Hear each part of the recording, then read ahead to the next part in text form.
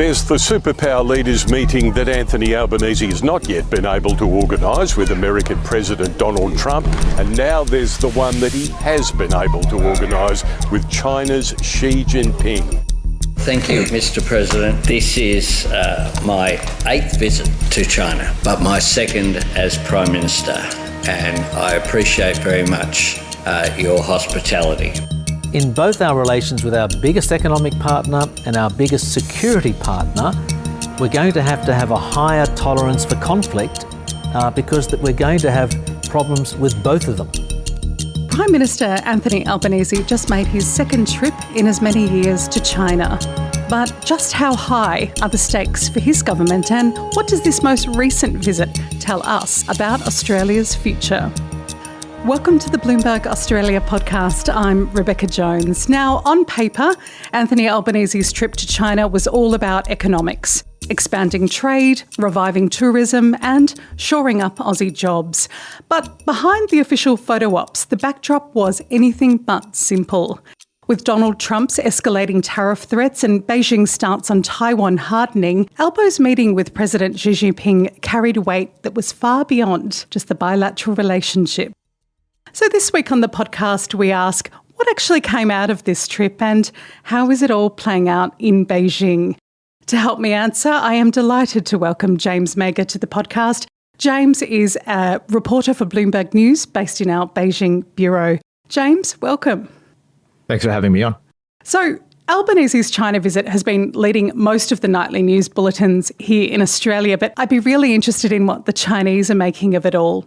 You've been watching this visit pretty closely this week. What's the reaction been like from the locals? The reaction here in the media has been pretty positive.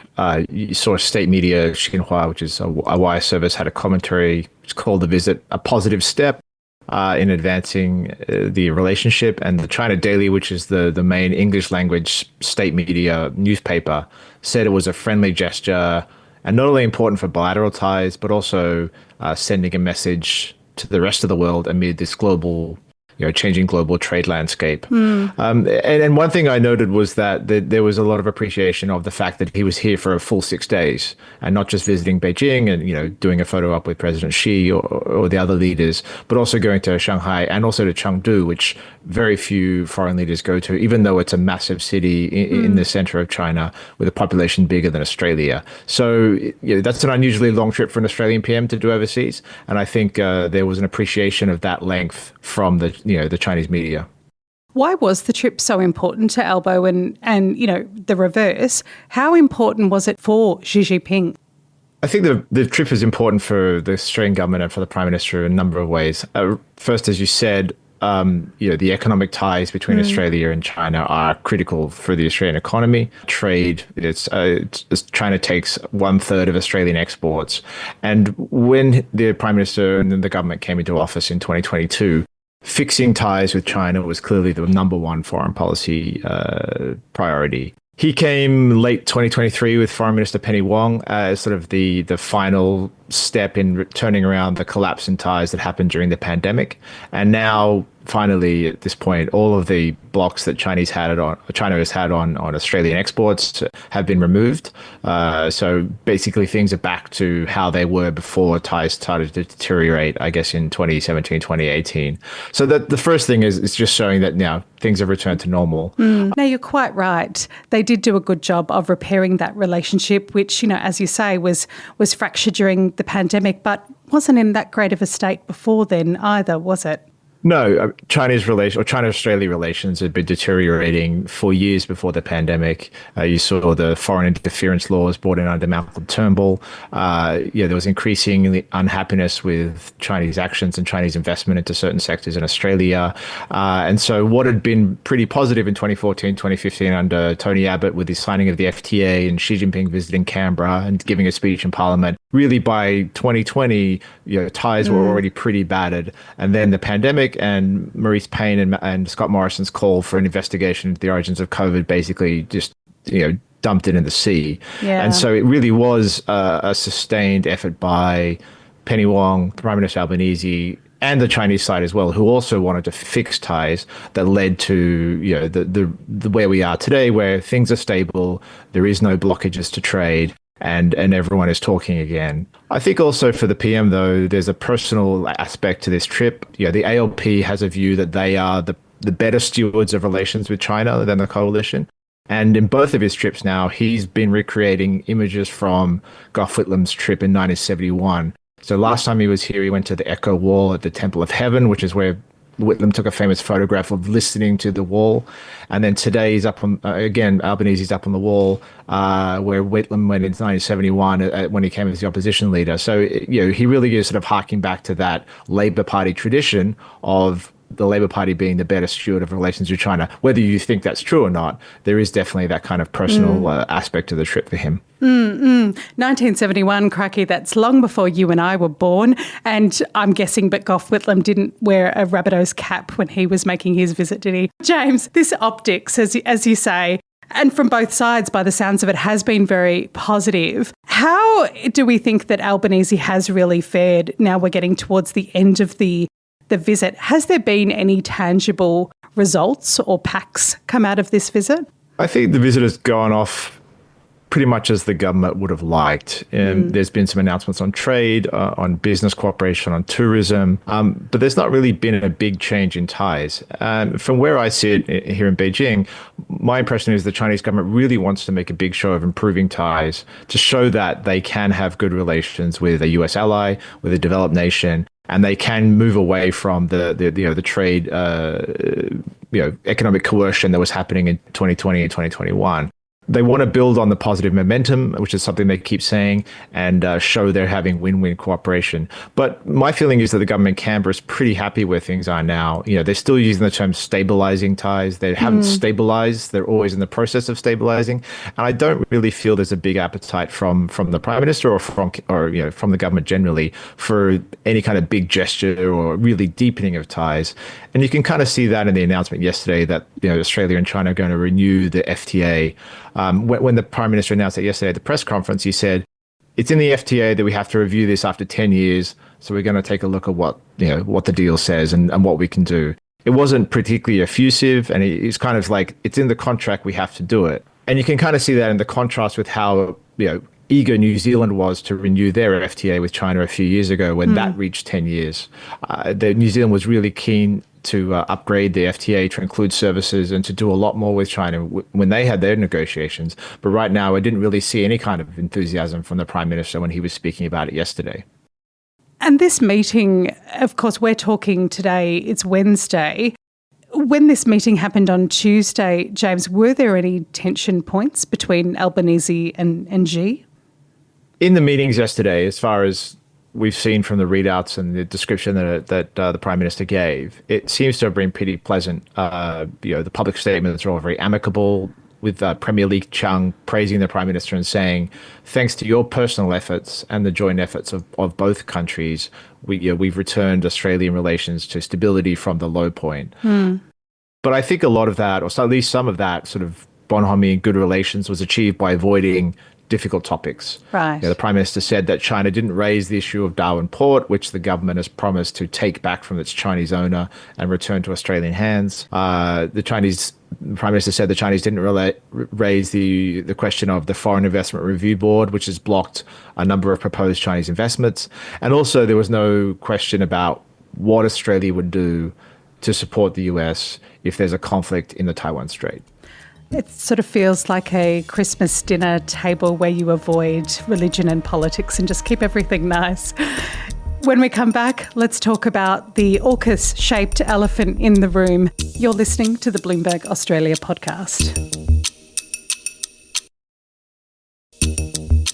Welcome back. I'm Rebecca Jones and you're listening to the Bloomberg Australia Podcast. I'm talking to James Mayger today, our Beijing-based correspondent, for a deeper dive into Anthony Albanese's visit to China. So, James, the press pack sure had a good go at Albo asking about defence tensions between Australia and China, but he did manage to bat away those questions. Is it just a matter of time before that's not going to be possible? There's two real areas of tension between Australia and China on security matters. The first is, how does the Chinese and the Australian military deal with each other when they come in contact with each other, whether that's in the Tasman Sea or the East China Sea or the South China Sea. And that is becoming increasingly an issue because Australian military vessels and aircraft are going through the East China and South China Sea. And the Chinese don't like that, and they are trying to stop that. No, it's not just Australia; it's the US, it's Japan, it's South Korea, it's our allies, Canada, for example. The Chinese don't like that, and they're trying to stop that by intercepting those ships and intercepting those planes in ways that everyone else thinks is unsafe, but China continues to do. So, Albanese did raise those kind of unsafe intercepts and did ask the Chinese, to be safer in how they do those things. He also said that he wanted more warning from the Chinese when they do things like live fire drills in the Tasman Sea. Perfectly legal action by the Chinese government.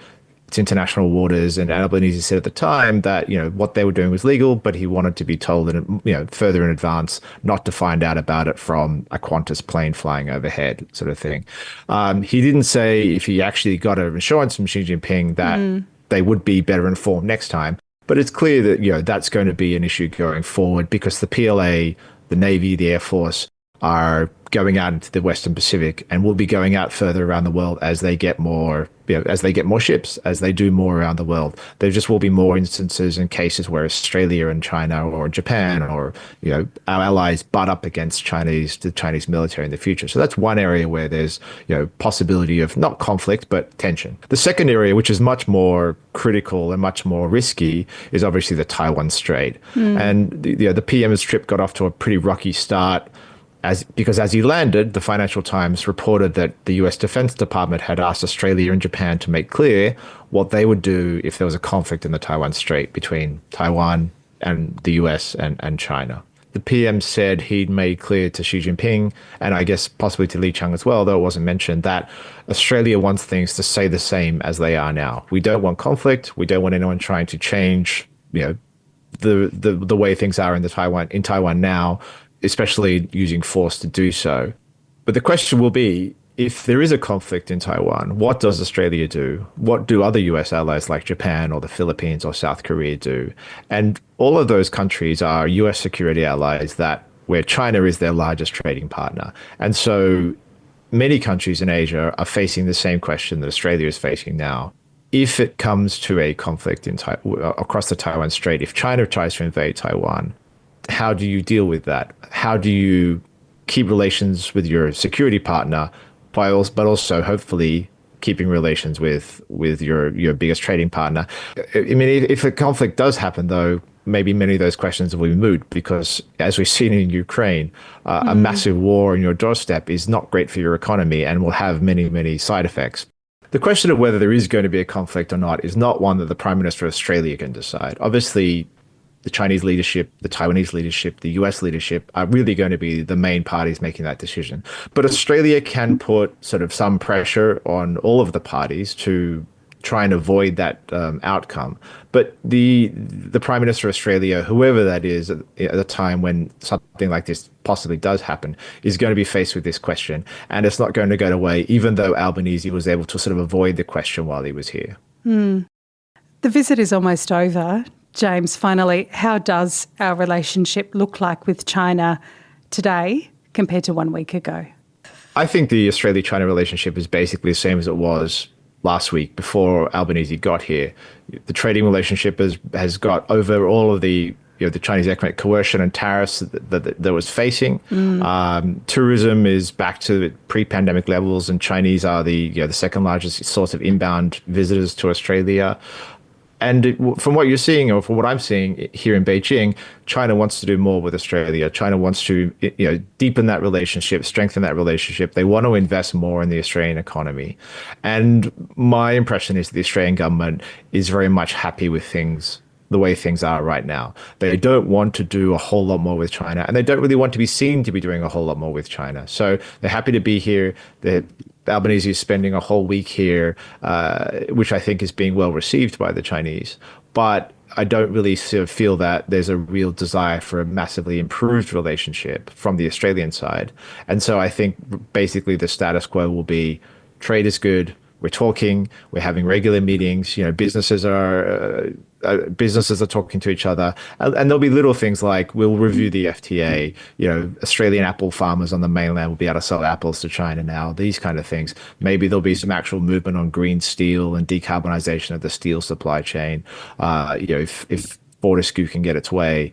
But on the bigger picture of how strong and how positive are relations between China and Australia, I don't think we're going to see a lot of movement on that. These are complicated times. James Mayger, thank you for joining me.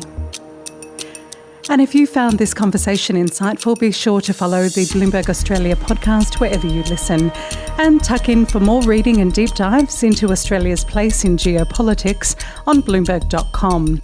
This episode was recorded on the traditional lands of the Wurundjeri people. It was produced by Paul Allen and edited by Chris Burke and Ainsley Chandler. I'm Rebecca Jones, and I'll see you next week.